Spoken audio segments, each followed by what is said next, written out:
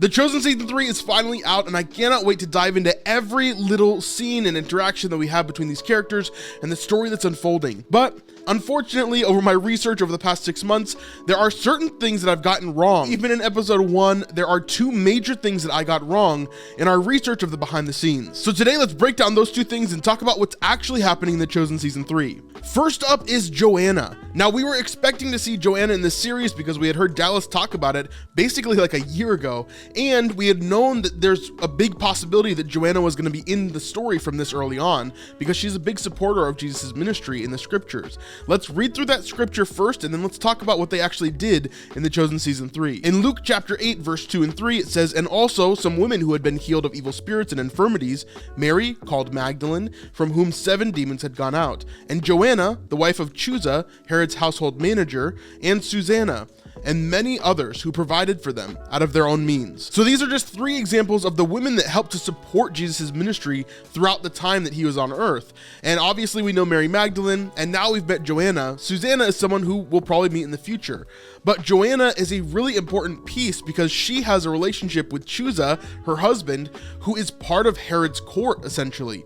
So she's obviously extremely wealthy. Now, originally, I thought that this would be Joanna, and there was a few reasons for that. I knew that Joanna was going to be in season 3, and I haven't seen any other significant evidence of anybody else playing that part. So I thought it might be her. Also, the colors that she was wearing is very reminiscent of a lot of the art that we see of Joanna throughout time. However, as we expected, The Chosen has held a lot of information back, including any images, video, or behind the scenes of the actual actress who's playing Joanna, who appears to Jesus and the rest of the group in episode 1, right after the Sermon on the Mount. So it turns out that Joanna actually met John the Baptist in prison in Jairus. This is a place where Herod the Great and Herod Antipas actually ruled from the majority of the time. And this is obviously where we see a lot of the biblical parts of John the Baptist's imprisonment kind of playing out. But of course, Joanna would be here. Maybe she would stay there or at least nearby. And her husband, Chuza, was kind of in charge of a lot for Herod during that time. So it really makes sense that we would see this interaction here, and maybe that Jesus' relationship with Joanna started with John the Baptist in imprisonment there. In episode 1, we hear that John says that Joanna didn't come to her as a pupil or someone that was interested in what he was actually saying. She was actually angry at him because he didn't call out Chuza's adultery, her husband's adultery. It's really funny how that starts out, but then she instantly becomes interested in what John the Baptist was talking about, and it goes from there. We don't get a ton of that story because it's happened during the time that John's been imprisoned when we've been away from him. However, before we're filled in on a lot of these details, we actually see as Joanna meets the 3 ladies, Rhema, Tamar, and Mary Magdalene, as they're about to leave the Sermon on the Mount and go back home to Capernaum. But she runs into them and they have a little bit of a conversation, and Rhema is instantly off-put by this Joanna character. You can tell that Rhema struggles with those that are heavily wealthy. Maybe she's used to people kind of getting their way or pushing around the little people in order to get what they want. But even though Joanna's not really trying to do that, Rhema is kind of rude to her and pushes her off a little bit, not wanting to buy what she's trying to sell them. However, Joanna's not really deterred by this in any way. She has a message that she's supposed to bring to Jesus from John the Baptist, and she also wants to give him an offering of a fabric, a very, very nice fabric that even Tamar immediately realizes is extremely expensive. Eventually, Jesus comes over to have a conversation with her and ask her what the message is from John the Baptist. This conversation is really interesting because we get a little bit of insight into who Joanna actually is, and it kind of brings us back to that verse that we talked about earlier. Remember how that verse talked about the women being healed from evil spirits or infirmities? Well, maybe Joanna had one of those. She even speaks to Jesus in this moment and says that it was a very healing experience for her. Even though we don't go into that, we don't see a healing, I wonder if she did have some sort of issue that was healed during the Sermon on the Mount. As we know from scripture, and even seeing it in season 2 of The Chosen, Jesus does not have to be there or touch them or do anything special to heal them. You don't even have to be there to perform miracles. Don't sound so surprised, John. One day you'll be given authority to do things I do.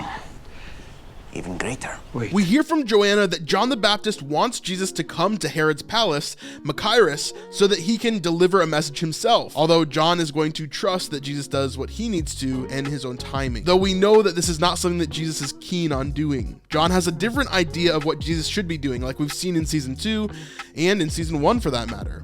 There's a lot that Jesus just doesn't do that John wants him to, because a lot of people have different ideas of who the Messiah is supposed to be, what he's supposed to be doing, including Judas, who we're going to do a whole episode on very soon, so make sure you stick around for that. But overall, we see a good representation of Joanna here, and like our theory said before about the other actress, this actress actually is wearing similar colors as well. So it's really cool to see these biblical and traditional elements coming into this character here. And it's going to be awesome to see how she's involved in the ministry in the future. I don't think that she's going to be someone that follows Jesus all the time, but she is going to be someone that is able to donate and support the ministry.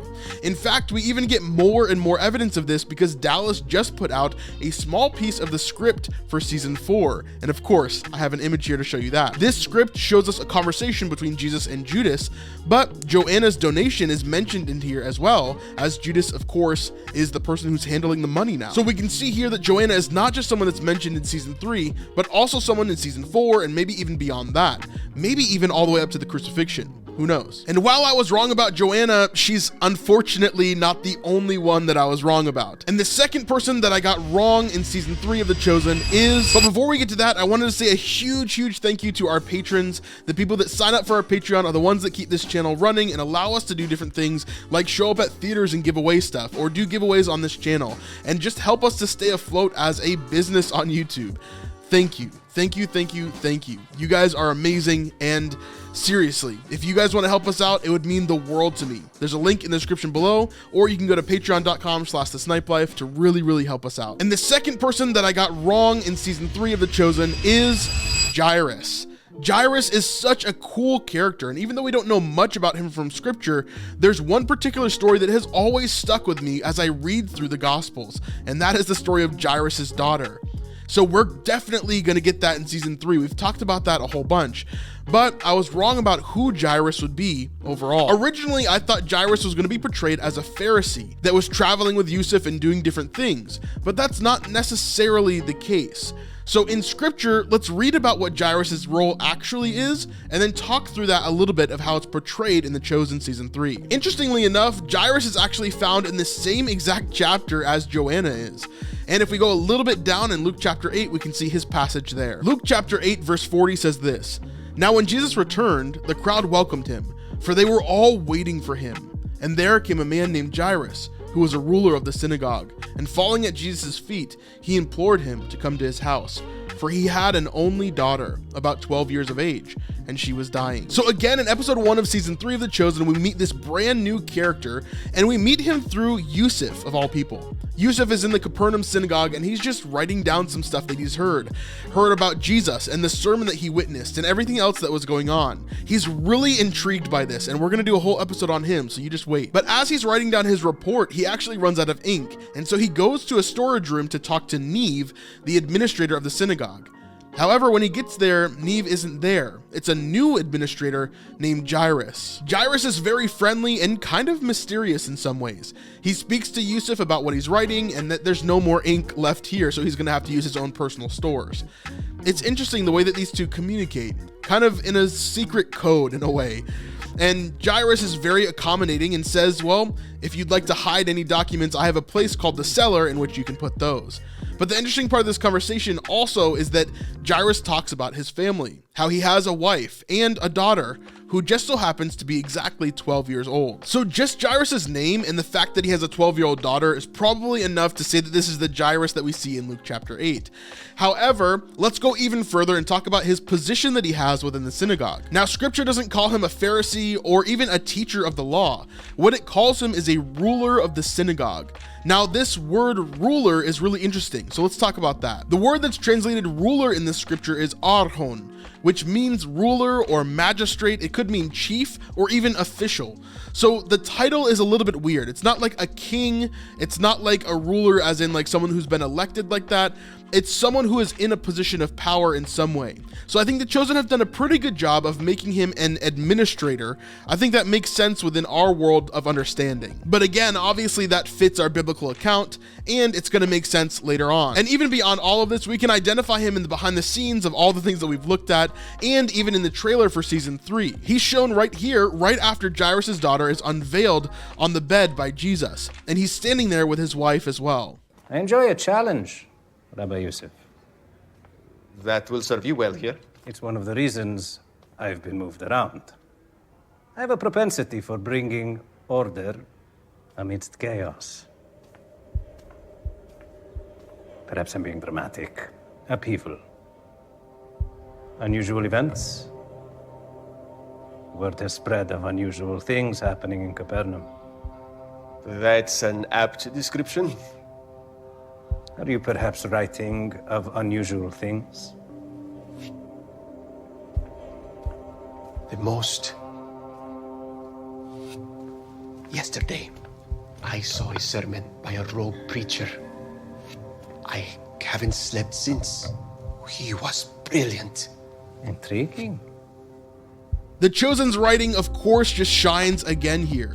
They could have just thrown Jairus into this specific scene and only had him interact with Jesus, but the way that they allow us to see the behind the scenes of where Jairus is coming from, who he is attached to, meaning Yusuf and everybody else in the synagogue, and seeing how he kind of functions in the world is really, really important for great storytelling, right? It allows us to see more of who Jairus was, not just that he's this random ruler of a synagogue who came to see if Jesus could heal his daughter. There's something that's going to be building up here. From episode 1 to 2 to 3 to 4, we'll see where this ends up and where Jairus' daughter actually begins to get sick and dies. It's going to be an intense moment for sure. But this was just the beginning. I'm sure I'm wrong about a ton of other things that we've talked about in The Chosen Season 3, but I can't wait to find out what those look like. I'm going to be making videos from every single scene of episodes 1 and 2 of The Chosen, talking about a lot of biblical stuff and deep diving into what these characters are actually like. So if you don't want to miss an episode, make sure you're subscribed. I know like 60% of you are not, so it would really help us out if you did that. Anyway, we'll see you on the next one. Peace.